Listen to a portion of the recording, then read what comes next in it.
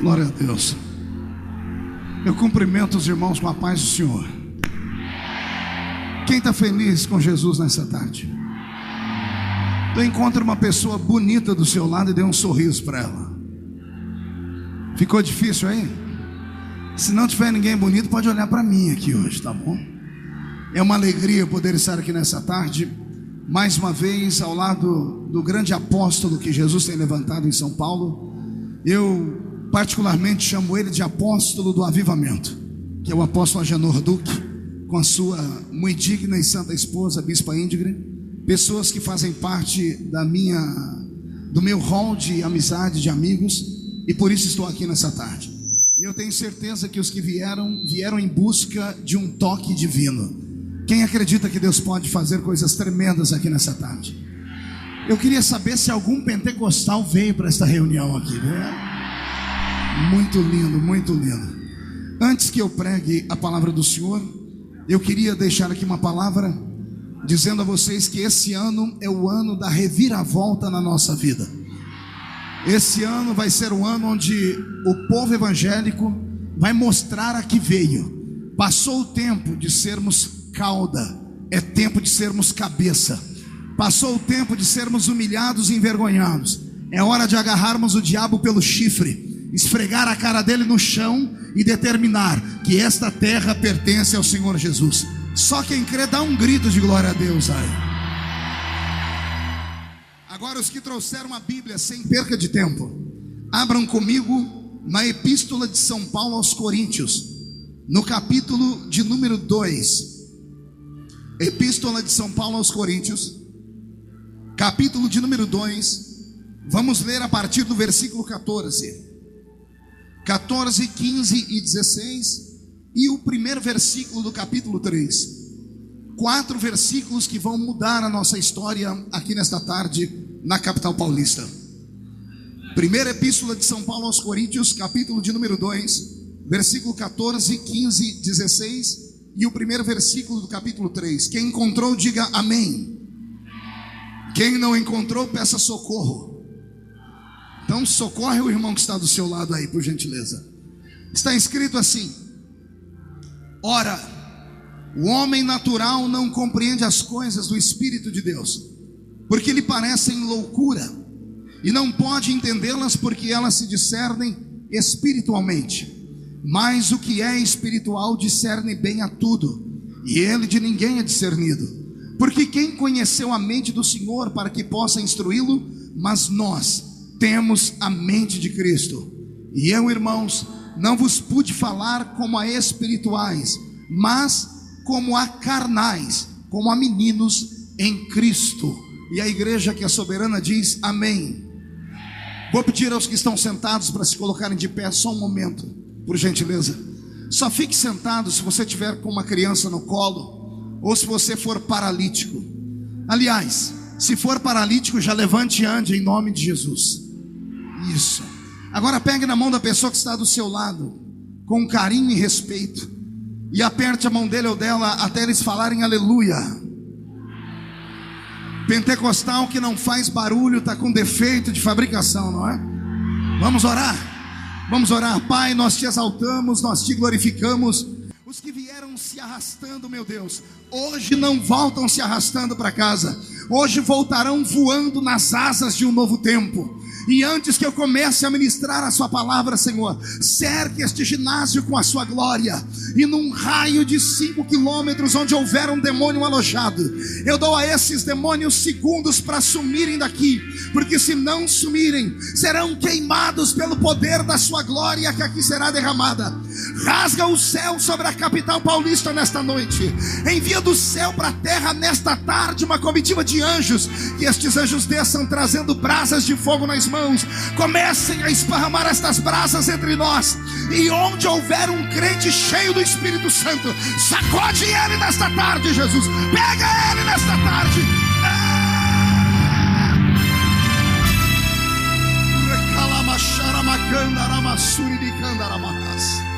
Fala conosco, é o que eu te peço agora e sempre. E a igreja que é soberana diz amém. E os que podem, tomem o seu assento e todos demos a Jesus uma linda salva de palmas. porque Ele merece, porque Ele é tremendo, porque Ele é grande.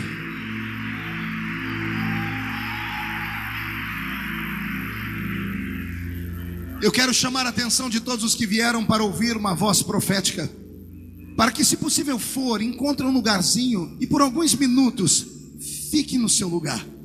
Se você puder parar por um momento de se locomover, se você puder por um momento engolir o chiclete que você está mascando, se você pudesse por um momento parar de mandar mensagem via celular, se pudesse por um momento tirar as mãos das costas da sua namorada, parar de fazer carinho, se pudesse por um momento lembrar que, embora estejamos num ginásio, este ginásio nesta tarde é uma grande igreja, e que aqui, sendo uma grande igreja, os que vieram não vieram sozinhos. Todos os que vieram aqui vieram escoltados pelo anjo do Senhor, que acampa ao redor daquele que o teme e o livra do mal. Quem acredita que veio escoltado pelo anjo do Senhor aqui? Então dê uma olhadinha nesta multidão, e se o sonoplasta ou o cinegrafista puder fazer uma tomada desta multidão, imagine que para cada um de nós veio um anjo nos acompanhando. Existem duas multidões esta tarde aqui. Uma está aqui na terra dando glória a Deus, e a outra está acima deste ginásio dizendo: grande é o Cordeiro de Deus que tira o pecado do mundo. E se tem algum pentecostal daqueles arretados que acreditam no que eu falei, não dá um grito de glória a Deus, não, dá um berro de glória a Deus agora. Isso, para abalar as estruturas desse lugar.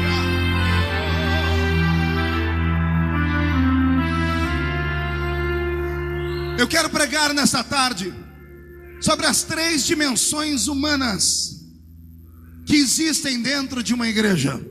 Eu repito, as 3 dimensões humanas que existem dentro de uma igreja.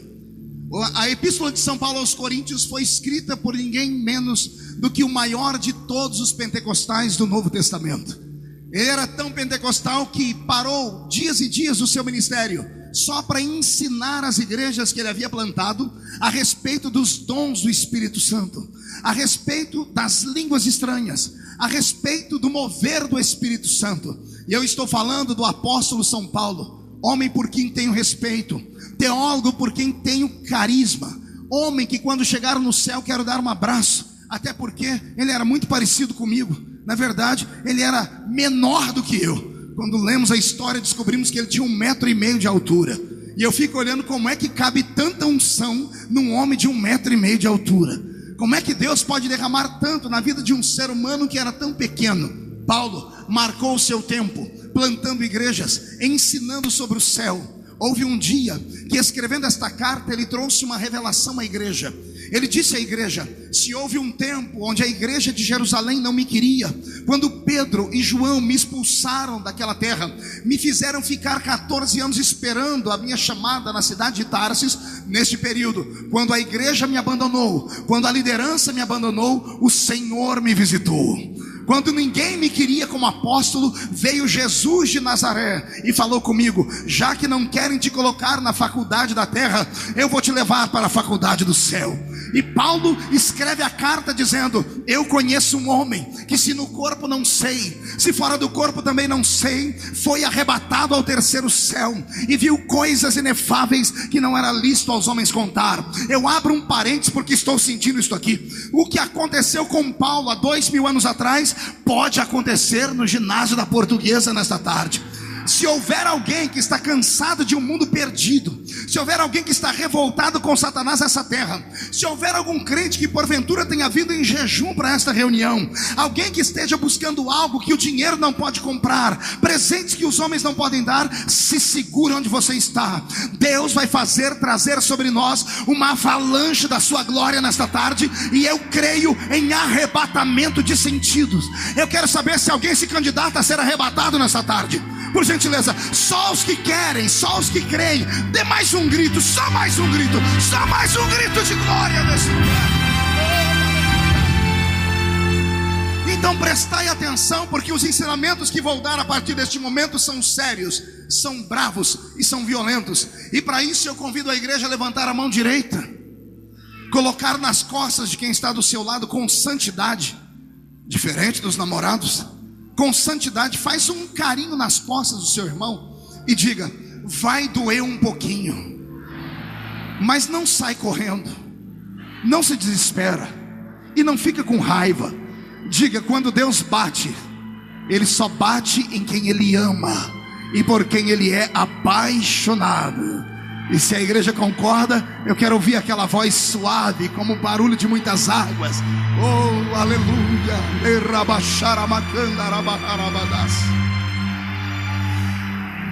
O apóstolo São Paulo, após ter plantado a igreja de Corinto, após ter plantado a igreja de Éfeso, após ter plantado as igrejas da Galácia, após ter plantado as igrejas de Tessalônica, após ter passado pela Frígia, pela Panfilha e por toda a terra, chamada terra dos bárbaros, conhecido por nós na Bíblia como terra dos gentios, depois de ter dado sangue pelo Evangelho, depois de ter gastado a sua juventude carregando no corpo as marcas do Salvador, depois de ter passado por 3 naufrágios, onde a sua vida quase se esvai no meio dos mares e das águas, em uma de suas caminhadas, ele recebe a visitação de um membro da igreja de Corinto. Membro da igreja de onde?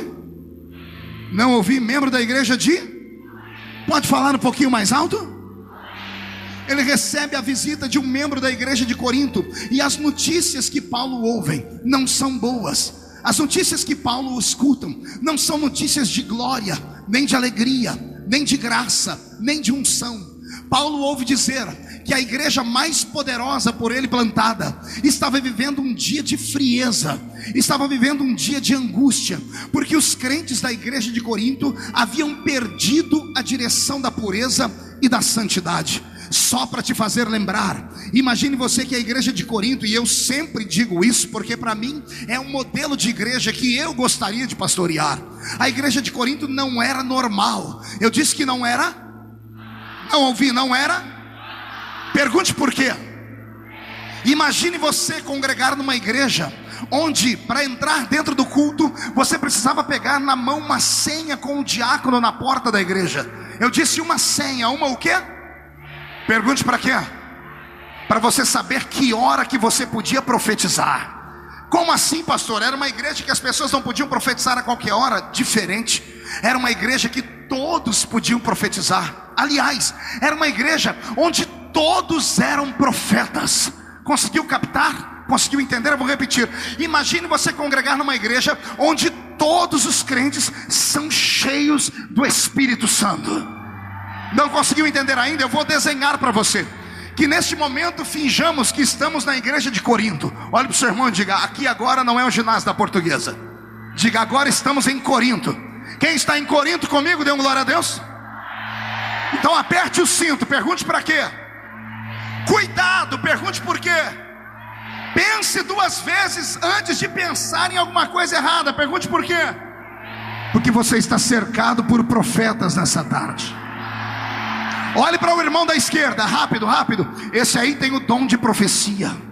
Olhe para o da direita, rápido, rápido. Esse tem o dom de variedade de línguas estranhas.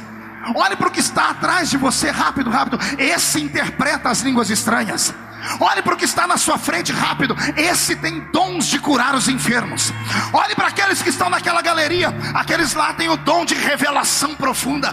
Olhe para os que estão do outro lado da galeria. Aqueles lá têm o dom de discernir espíritos. Imagine você congregar numa igreja onde o diabo, quando passava perto, passava 10 quilômetros de longe, porque todo mundo era canela de fogo. Todos eram cheios da unção e da glória do Espírito do Senhor.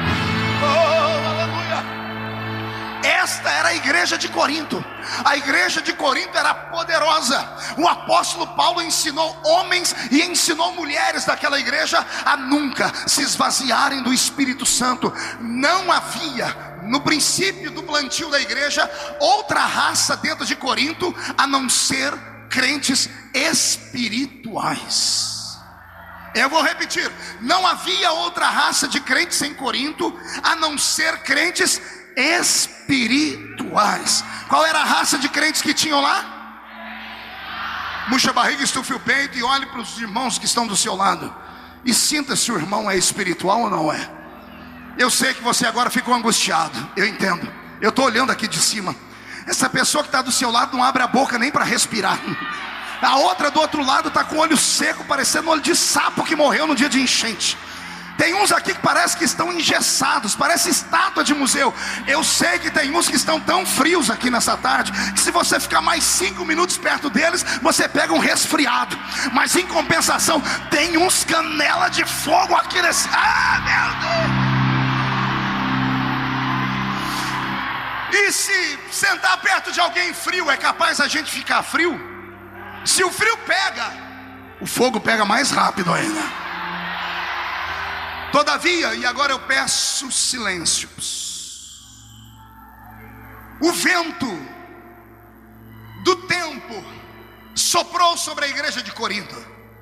E a igreja de Corinto, que era viva, acabou amortecida. Os espirituais passaram-se os anos e ficaram esgotados. Possivelmente se escandalizaram com os pastores da igreja. Possivelmente se escandalizaram com alguém do departamento de senhoras. Possivelmente foram magoados por alguém do departamento de jovens. Possivelmente descobriram falhas e falcatruas no dinheiro da igreja, na arrecadação dela. E quando crentes, que a princípio são espirituais, tomam conhecimento de que nem tudo é perfeito, de que nem tudo é pureza, é automático o seu coração se esfriar. Quando um crente está magoado na igreja, é natural que ele perca a sensibilidade. E isto aconteceu com Corinto. E quando o apóstolo São Paulo ouve em cidades distantes que a igreja mais poderosa havia se esfriado, ele senta com o irmão que trouxe para ele a notícia e pergunta: mas me diga, como são as pessoas que estão congregando lá? Ai meu Deus. E o irmão começa a dizer: olha, Paulo, tem 3 tipos de gente dentro da nossa igreja. Como assim? Eu deixei só um, eu só deixei os espirituais. E aí ele diz: eu sei, mas agora não tem só espirituais, agora tem os carnais, e agora tem os naturais. Eu imagino o apóstolo Paulo ficando angustiado. Pergunte por quê? Porque enquanto ele era pastor em Corinto, os naturais, quando entravam na igreja, se convertiam. Os carnais tinham a sua carne queimada pelo fogo e eram espirituais. Mas agora haviam 3 dimensões de homens dentro da igreja de Corinto. E é por isso que eu li o texto do capítulo 2 e o capítulo 3. Paulo diz: existem entre vós homens naturais. Ele também diz: existem entre vós homens espirituais. E ele também diz: eu encontrei entre vós alguns carnais. 3 tipos de homens, 3 dimensões de homens que frequentam a igreja do Senhor. Você consegue repetir comigo para memorizar? Quem eram eles? Primeiro os naturais, primeiro os, depois os carnais, e em terceiro lugar os Quem eram eles então? Primeiro, segundo, terceiro. Vamos lá todos para memorizarmos e guardarmos essa palavra. Primeiro eram os naturais, segundo eram os carnais, terceiro eram os... Acotovele o sermão, diga: aperte o cinto, porque o pastor vai começar a pregar agora. Querido apóstolo Agenor Duque, hoje como pastor de igreja, eu encontro esses 3 grupos dentro da nossa fé e sinto pavor. Pode perguntar por quê? Só falo se todo mundo perguntar. Só se perguntar fazendo biquinho. Ah, que povo fofo. Eu acho que eu vou mudar para a capital qualquer dia desse e vou ser diácono na sua igreja. Simples. Porque eu encontro no nosso meio um monte de homens naturais. Pastor, o que são homens naturais? A princípio, lembrando que a palavra homem não quer dizer macho nesse texto, mas está no sentido genérico, homem de humanidade. Paulo não está segregando, dizendo que todas as mulheres eram cheias do Espírito Santo, não. Paulo só está dizendo que a palavra homem aqui atinge a todos. Homem e mulher é a palavra humanidade. E hoje me dá tristeza e angústia de saber que nós temos culto de manhã, tarde, noite e madrugada. Atraímos as pessoas com as nossas propagandas, atraímos as pessoas com a televisão e com o rádio, mas as pessoas entram no nosso meio, participam do nosso culto, até aplaudem, alguns até aprendem a cantar nossa música, mas nunca tomam uma posição de se converter ao evangelho. O ano passado eu achei bonito quando aquela música do irmão Regis Danese explodiu nas paradas de sucesso, mas me deu uma tristeza profunda. Eu passando perto de um boteco na minha cidade, e uns 3 homens agarrados com um litro de cachaça cantando: entra na minha casa, entra na minha vida. Aí você vai falar para ele: você não quer aceitar Jesus? Jesus, eu virar crente? De jeito nenhum. Os naturais hoje ouvem a nossa música e são atingidos na mente, memorizam, mas a música não desce para o coração e não traz mudança.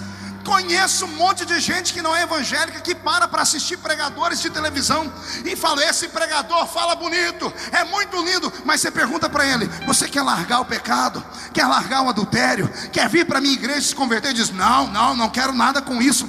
Os homens naturais estão enchendo as nossas igrejas, estão nos aplaudindo, estão querendo parceria política conosco, mas não querem a cruz do nosso Cristo, não querem carregar o fardo de ser um crente pentecostal chamado de louco, de maluco. Eles gostam da nossa música, até gostam do nosso fervor, mas quando diz: você é um deles, não, eu não sou louco igual eles não, eu não sou fanático como eles não. Pois eu queria mandar um recado para esses homens, principalmente alguns que enchem esse lugar e o campo de futebol da Portuguesa. O que é que eles sabem sobre fanatismo? Me diga.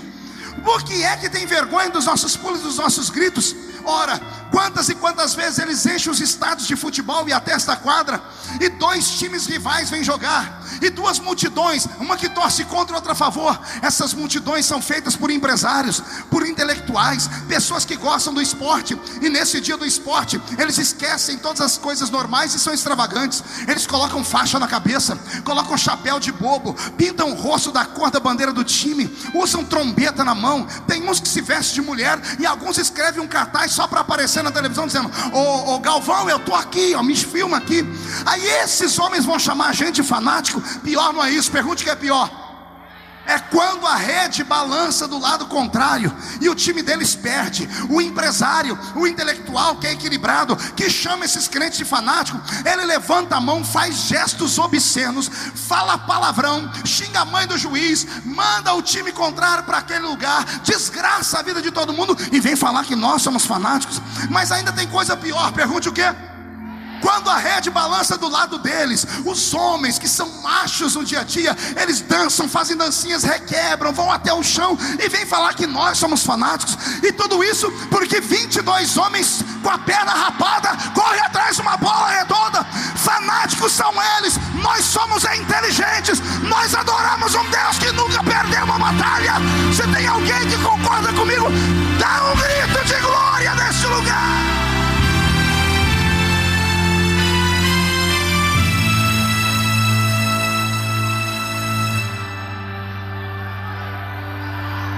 Eu quero deixar um protesto aqui. Eu quero deixar um protesto para você levar ao seu pastor.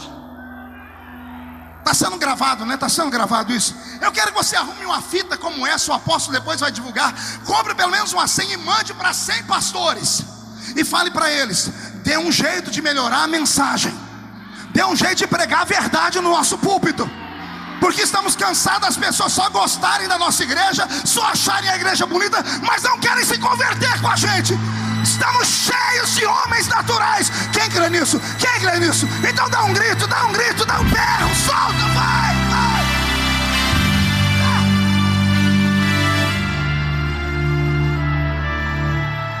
Com isso eu mando aqui um alô aos nossos cantores.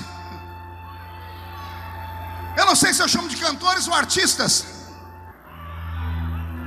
Ainda ontem no meu Twitter eu vi lá, Revista Época, dizendo: Caetano Veloso, Zélia Duncan e Chico Buarque de Holanda e mais outros gravaram propaganda apoiando o casamento gay. Eu queria saber cadê os nossos cantores famosos para gravarem também dizendo: nós somos contra isso aí, porque nós queremos da família. Eu queria saber onde eles estão. Você sabia que eu sou o pastor mais polêmico do Twitter ou não? Eu tenho 84 mil seguidores. E quando eu entro no Twitter, um dia desse eu estava seguindo alguns cantores, mas eu perdi a graça. Eles usam o Twitter para mandar beijinho para os fãs. Eles mandam beijinho para os fãs, seguidores deles. Eles não têm coragem de assumir um compromisso de verdade. Aí eu mando para eles: por favor, me ajuda a retweetar essa frase aqui. Eu escrevi essa semana no Twitter: o Brasil é um país laico, mas não é um país ateu. Nós cremos em Deus. nós cremos em Deus. Sabe o que aconteceu comigo? Fui parar nas páginas dos principais sites do Brasil, porque os ateus me trucidaram, me chamaram de ignorante, de burro, de delinquente. Não se levantou um cantor gospel famoso para dizer: estamos com o pastor, nesse país nós cremos em Deus. Sabe por quê? Querem conforto, querem ter o seu bolso cheio de dinheiro, o seu rostinho amaciado pelo Photoshop, querem ter os cartazes deles estancados no quarto dos nossos filhos. Eu quero que essa raça assuma um compromisso com Deus e mostre que Deus ainda é o Senhor. Ora, é por isso que agora os nossos cantores gravam com os padres e cantam as melodias. Os homens naturais gostam de estar na igreja, mas não querem compromisso. E eu tenho uma palavra para dar a eles. Se Jesus voltar, amigo, se a trombeta tocar, não importa que você vá na igreja de manhã, de tarde, de noite, não importa que você decore a música do Regis Danese, não importa que você está a favor do pastor da televisão, você não vai para o céu, vai para o inferno de cabeça para baixo.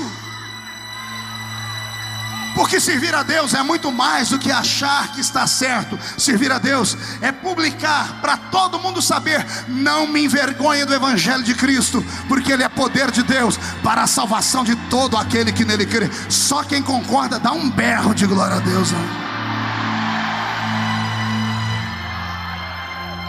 Para encerrar esta parte, eu digo: só há uma maneira dos naturais voltarem a se converter. Pergunte qual? Respire fundo. Muda a música, Beto. É quando a igreja começar a entender que esse reino não é de homens. É quando os nossos líderes tiverem juízo na cabeça e pararem de colocar coisas na internet, como eu vi essa semana. 2 líderes, um entrevistando um demônio. O demônio falando: eu opero no outro de lá. Abra a internet, procura um macumbeiro falando de macumbeiro, não tem. Procura um ateu falando de ateu, não tem. Procura uma bruxa falando de... não tem. Mas pastor falando de pastor, tá aos montes assim. Sabe quando os homens vão se converter? Quando eles verem que esses podem ser líderes de um rebanho, mas eles não são donos da igreja. A igreja tem dono. E o dono da igreja está sentado num alto e sublime trono nesta tarde. Ele está sendo aplaudido e cantado pelos serafins que estão dizendo: santo, santo, santo é o Senhor dos exércitos. E o estádio do ginásio da Portuguesa está ficando cheio da sua glória.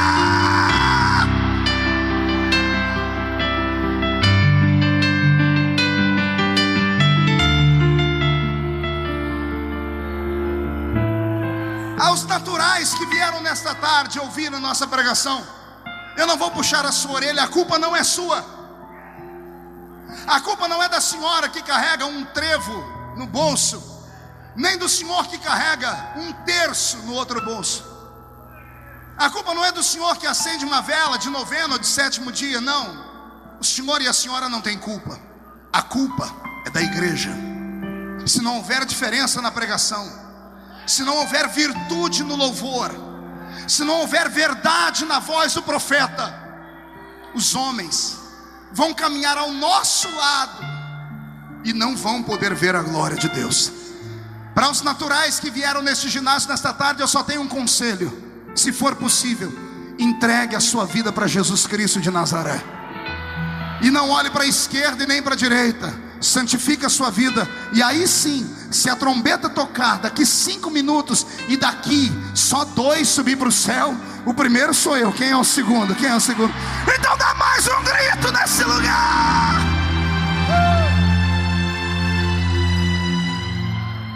A primeira dimensão dos que frequentavam a igreja de Corinto são os que frequentam a nossa, naturais. Mas existe um grupo que é mais difícil do que os naturais. Pergunte qual? Os carnais. Qual é o grupo mais severo? Não ouvi?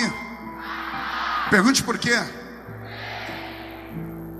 Porque esses um dia na vida já foram espirituais. já creram no milagre, apóstolo? Já acreditaram nesse ato profético que o Senhor fez aqui com um lenço? Quando eram espirituais, eram os primeiros a participar. Eram os primeiros a participar. Quando eram espirituais, tinha um homem como eu, não como um Zé Mané da televisão, mas tinha um homem como eu, em autoestima, como um profeta de Deus. Antes de entrar na igreja de qualquer jeito, eles se policiavam. O culto não começava na igreja, começava em casa, quando estava se arrumando, ou começava dentro do ônibus ou do metrô, quando estava indo para o culto sem tomar banho. E quando chegava na igreja, antes de falar com A, B ou C, encontrava um cantinho, dobrava o joelho e falava: Jesus, eu vim buscar o meu milagre nessa noite. Quando eram espirituais, quando alguém ia fofocar para ele, ele dizia assim: irmão, para com isso, vamos orar pela pessoa. Era o primeiro a jogar água em cima de qualquer fumaça de desgraça, de fofoca que iam falar. Quando eram espirituais. Mas as pancadas, os desvios, o coração endurecido, a mente cauterizada, a mágoa, o descaso, carregam sobre eles amarguras porque não tiveram a chance que deveriam ter, foram humilhados, foram envergonhados, excluídos. Alguns estavam quase chegando onde sonhavam, mas veio um homem e puxou o seu tapete. E o que você deveria ter feito é aguentado o tranco, voltado à oração, mas você se escandalizou. O resultado, respire fundo. É isso que está do seu lado aí. Uma pessoa que não consegue sentir nada. Que quando você vê reunida com meia dúzia de pessoas, está falando de alguém. E quando viu o apóstolo fazer esse ato profético, disse: ó, ele também está vendendo toalhinha. Tem uns que chegam a dizer: eu compro essas toalhinhas por R$1,99 ali. Ah, seu filho do cão com a pomba gira. Onde foi que perdeu a sua fé? Por que você perdeu a inspiração e a santidade? Não, pastor, eu não sou mais trouxa de igreja. Tanto é que eu nem vou mais em igreja nenhuma. A Folha de São Paulo publicou um dia desses. Está aqui o Dr. Bauer, que é o meu assessor em Brasília, e ele trouxe para mim: pastor, olha aqui, 5% dos evangélicos não frequentam igreja. Como é que alguém pode ser evangélico e não ir à igreja? Porque se a pessoa não vai na igreja, ela vai para o carnaval. Se ela não vai para a igreja, ela vai para o baile, vai para a boate. Se ela não vai para a igreja, ela vai para a jogatina, vai para os bingos. Se ela não vai para a igreja, ela vai para a prostituição, ali para a Rua Augusta. Se ela não vai à igreja, ela vai para onde, meu Deus do céu? Sabe o que são? São carnais. Eles acham que já estão prontos para ir para o céu. São tão espirituais na mente deles, que eles dizem assim: eu não preciso daquela igreja, eu não preciso daquele pastor, eu não preciso ouvir aquele pregador da televisão. Eu sou o cara, querido, nessa tarde, que o meu Jesus pegue essa sua carne maldita e torre ela no fogo do Espírito Santo. Porque primeiro, não tem como ser salvo sozinho. Segundo, não existe salvo sem tomar a Santa Ceia. Porque a Bíblia diz que aquele que não participa do corpo e do sangue não tem vida, e quem não tem vida está morto. E a minha Bíblia diz que Deus não é Deus de mortos. Eu quero que nesta tarde você, em nome de Jesus, se curve diante desta palavra. Seja humilde, arranque esta carcaça, arranque essa fantasia de super crente. Pare de olhar para quem quer que seja. Ah, pastor, eu sei os argumentos que você vai usar, e eu estou aqui para contradizer eles, estou aqui para combatê-los, porque eu já passei por tudo que você está passando, e 10 vezes mais, e permaneço inabalável como os montes de Sião, que não vão para a esquerda nem para a direita. Eu tenho um site na internet com 16 milhões de visitas. 16 milhões de visitas. Quando eu abro a minha caixa de e-mail, tem milhares de perguntas. Antigamente as pessoas perguntavam para mim: como ser como o senhor é? E eu respondia. De um tempo para cá mudou as perguntas, pastores. Apóstolo, sabe o que perguntam para mim hoje? Como é que o senhor continua sendo do jeito que é? Firme, cheio do Espírito Santo. E eu já tenho uma mensagem pronta. Por quê? E eles falam: o senhor foi caluniado, O senhor foi desgraçado. Já jogaram os seus CDs no lixo, já falaram do seu cabelo, já falaram do seu suspensório, já falaram da sua roupa, já me arrumaram um monte de namorada, já falaram um monte de desgraceira. As últimas eram assim: ele agora perdeu a unção e foi para Brasília para encher o bolso de dinheiro. E esses já começaram a pedir perdão, porque eu estou em Brasília não é para ganhar dinheiro. Aliás, toda vez que eu vou entrando no parlamento, eu ouço 2 ou 3 parlamentares cochichando, dizendo: daqui a pouco vai virar igreja esse negócio aqui, porque lá vem o pastor, lá vem o pastor. E eu não tenho vergonha nenhuma disso. Sabe por quê? Vou te contar qual é o meu segredo. Primeiro, eu nunca parei para ouvir derrotados. Dedo de profeta para cima comigo agora já. Aponte no nariz de qualquer irmão do céu e diga: profetiza sobre ele. Não pare para ouvir derrotados. Grita, diga: não pare para ouvir gente que se presta a falar da sua vida, porque quem fala de você queria ser você e não pode. Quem fala de você queria onde você está, mas não pode, não pode, não pode.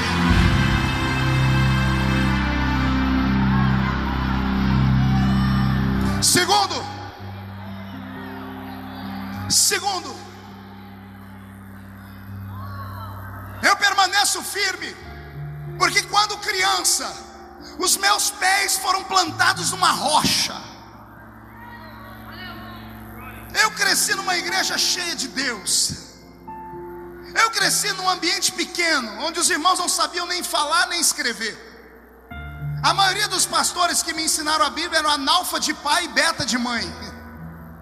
A maioria dos profetas que profetizaram sobre a minha vida só tinham 2 dentes na boca. Era o zagueiro e o atacante. Era gente que não sabia falar direito. Tinha um que quando ia ler a Bíblia, você já sabe, ele lia assim: vamos ler aqui no livro de Êxodo. Tinha um que lia assim: vamos ler a Bíblia aqui no livro da profeta Joana. Aí o irmão falou: mas não tem Joana na Bíblia. Diz: tem, é aquela que o peixe engoliu. Eram pessoas simples, mas eram homens e mulheres que quando terminavam de ler tudo errado, cantavam os hinos tudo errado, quando paravam e olhavam para o céu, a lágrima descia, levantavam aquela cinza com o Espírito Santo. E 4, meu Jesus vai voltar nessa terra para me arrebatar, e eu vou morar no céu.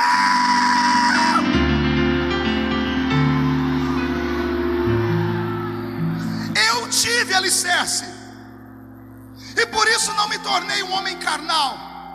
Ah, pastor, mas o senhor mudou. A gente vê as coisas, mudei. Mas as coisas que eu mudei, é natural que todos mudem. Me digam aqui as donas de casa que usam bombril. Quem já usou bombril aqui?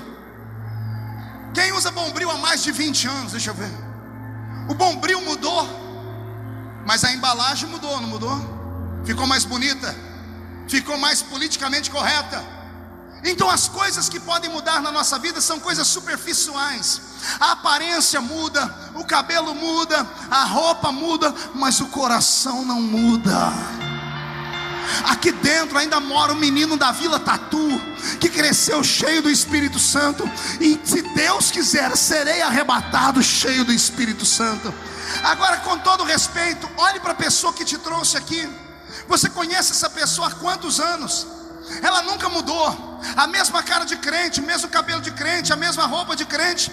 Mas me responda se ele ainda é o mesmo de ontem. Vê se ela ainda acredita no Espírito. Vê se ele ainda sobe o monte. Vê se ele ainda jejua. Não, pastor, é claro, ficou carnal. A aparência é de santidade, mas por dentro está endurecido. Deus nesta tarde vai derramar sobre nós um unguento, e esse unguento vai arrancar o coração de pedra e vai colocar um coração de carne. Vou profetizar, apóstolo, vai haver um renovo em São Paulo depois dessa tarde. E mais uma vez, o Senhor é o responsável por isso. Vai haver um renovo nas igrejas pequenas, porque as grandes não querem mais compromisso com esta palavra. Vai haver uma glória sendo derramada no culto na sua igreja amanhã à noite de domingo. Amanhã à noite Jesus vai voltar a curar. vai voltar a batizar com o Espírito Santo. Amanhã à noite você vai ver aquele homem que há muito tempo não chora, chorar como criança. Por quê, pastor? Porque nesta tarde o Senhor está dizendo para ele: volta a ser espiritual, volta a acreditar, creia, creia, creia, creia, creia, creia, creia.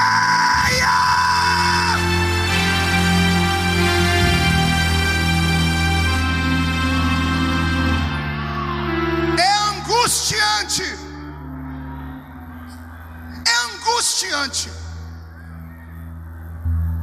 encontrar na minha cidade onde moro pessoas que cresceram comigo.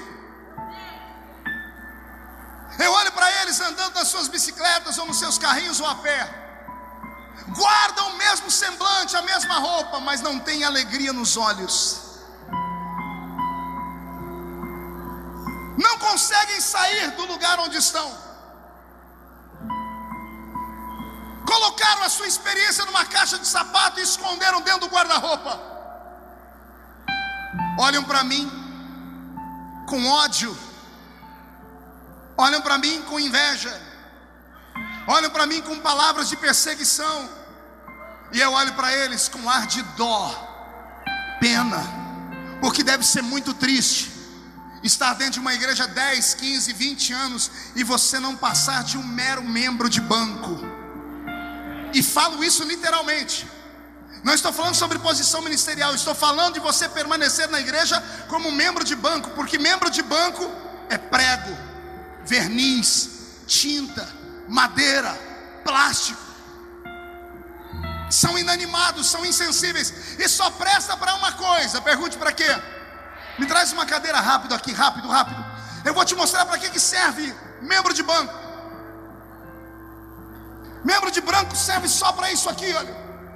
Pode ser a cadeira de Barack Obama, a cadeira ou o trono do potentado mais poderoso do mundo. Pode ser o trono de Joseph Ratzinger, o Papa Bento XVI, lá na sua terra, onde o trono dele dizem que é de ouro cravejado de esmeraldas. Pode ser o trono mais lindo. Só serve para uma coisa: para as pessoas sentarem em cima de você. Me responda, é isso que você quer? É isso que você espera para a sua vida? Passar a vida inteira sentado como um robô, parecendo um fantoche na mão de homens que te usam, na mão de pessoas que não acreditam em você? Ah, pastor, mas não me dão chance. Pastor, não acreditam na minha chamada. Pastor, me perseguem. Amigo, enquanto você olhar para o homem, você nunca vai a lugar nenhum. Eu queria que você hoje olhasse para aquele que te chamou. Eu queria que você sentisse o vento das asas dele nesta tarde aqui. Eu queria que você ouvisse a voz dele dizendo: aguenta, eu estou contigo. Eu queria que você ouvisse ele falar para você: levanta do chão, sacode a poeira, dá a volta por cima, pega na minha mão. Eu sou maior do que a igreja, eu sou maior do que a religião, eu sou maior do que todos os homens, eu sou maior do que os governos. É Deus quem está dizendo: pega na minha mão que eu te faço saltar muralhas. Vai haver um reboliço nessa terra. Só quem acredita no que eu falei, levante a mão direita para o céu, sacode a mão, coloque no ombro de quem está à sua direita, por favor, rápido, rápido, rápido. Agarre o ombro da pessoa. Ó, tem gente que nem para me obedecer presta, ou raça ruim. É por isso que nunca vai conhecer nada. Ou é natural ou é carnal. Só os espirituais. Agarre o ombro de alguém. Agarrou. Agora chacoalhe a pessoa. Chacoalhe, rápido. Chacoalhe até ela ficar irritada. Irrita ela. Diga: Deus te trouxe aqui para isso. Diga: Deus te trouxe aqui para isso. Sacode.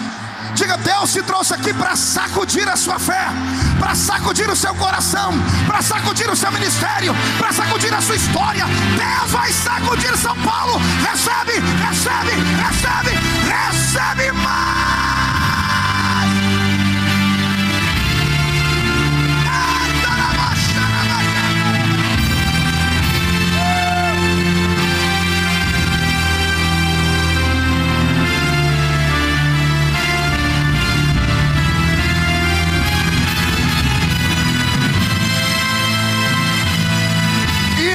Tem pessoas ressuscitando. Vai. Isso, tem pessoas voltando a sentir. Olha o seu corpo começando a tremer. Olha a sua mão querendo ser levantada. Vai, pula, grita, planta, bananeira, salta. Deixa Deus se tomar, deixa. Agora, deixa. Vai.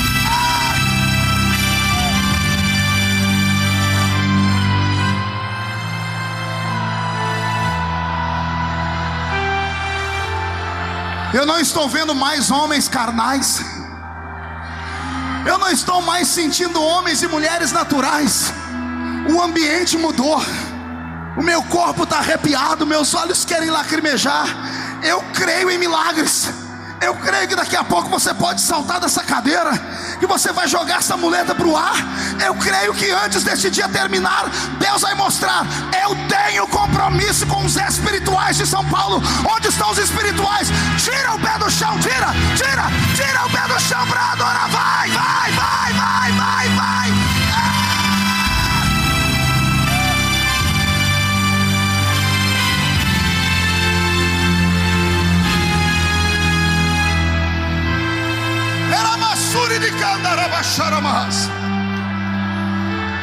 E eu finalizo aqui.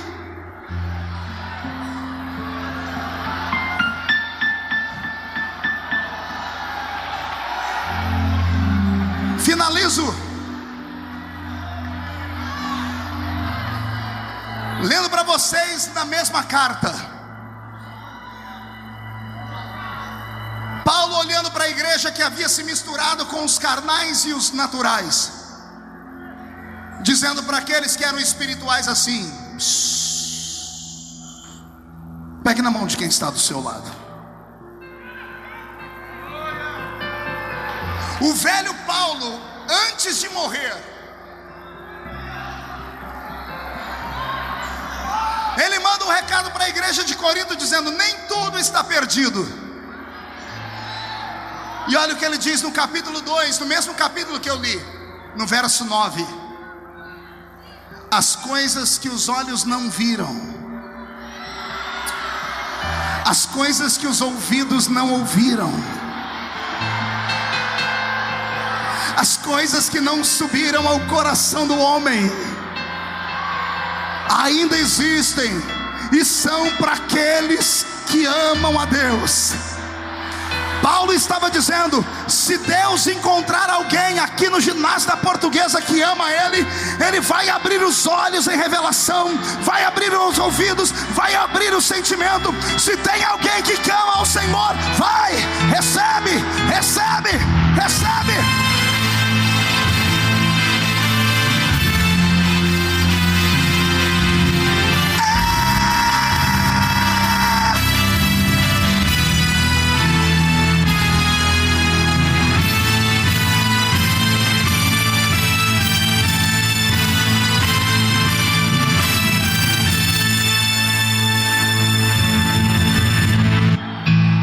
Deus de Israel, eu sei que eu não vim a este mundo pra adorar outro rei. Os leões estão rugindo sem parar, meu louvor incomodou aqueles que são contra ti, ó Jeová.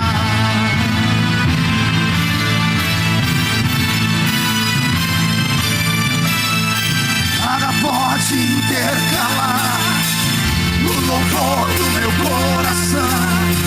Nos manjares eu abro mão, nos palácios não quero não.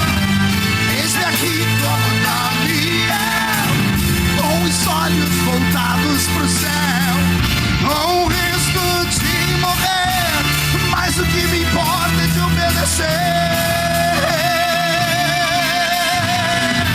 Senhor, não vou dividir minha adoração,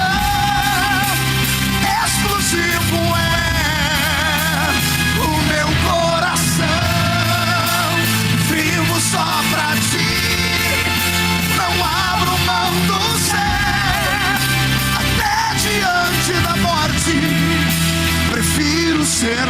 fiel.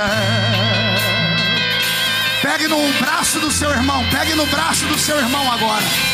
Não é na mão, é no braço. Quero uma corrente agora, pegue no braço dele. Deus vai derramar uma bênção sobre a sua vida nesta tarde. Deus vai despertar o homem espiritual que está em você. Depois desta tarde, a sua sombra vai levantar os paralíticos. O toque da sua mão vai curar os doentes. Depois desta tarde, a sua casa será transformada numa extensão do reino dos céus na terra. Quem crê? Quem crê? Quem crê? Então grita, grita, grita, vai! Não vou dividir minha adoração. Exclusivo é o meu coração. Vivo só pra ti. Não abro mão do céu. Até diante da morte prefiro ser fiel. Quem precisa de um milagre nessa tarde? Quem aqui está sendo ameaçado? Deixa eu ver. Quem está sendo ameaçado? Quem está sofrendo ameaça? Quem aqui está sendo constrangido no trabalho? Quem aqui está sendo perseguido? Quem está sendo perseguido? Então eu me junto a vocês. Eu me junto a vocês. Nós vamos nesse momento orar o Salmo 91. O Salmo 91 é um salmo de proteção. Nós vamos orar o salmo marchando. Eu quero ver quem tem coragem de orar e marchar, tirar o pé do chão. O diabo vai ter que se mudar desse lugar. O diabo vai ter que abandonar a rua onde você mora. Não vai sobrar demônio na rua da sua casa nem para fazer mandinga. Esta tarde é um renovo sobre os homens e mulheres espirituais. Quem crê, dá uma glória a Deus. Vamos lá, Roberto. Aquele que habita no esconderijo do Altíssimo, sombra do Onipotente descansa. Marchando. Direi do Senhor, Ele é meu Deus. Meu refúgio, minha fortaleza.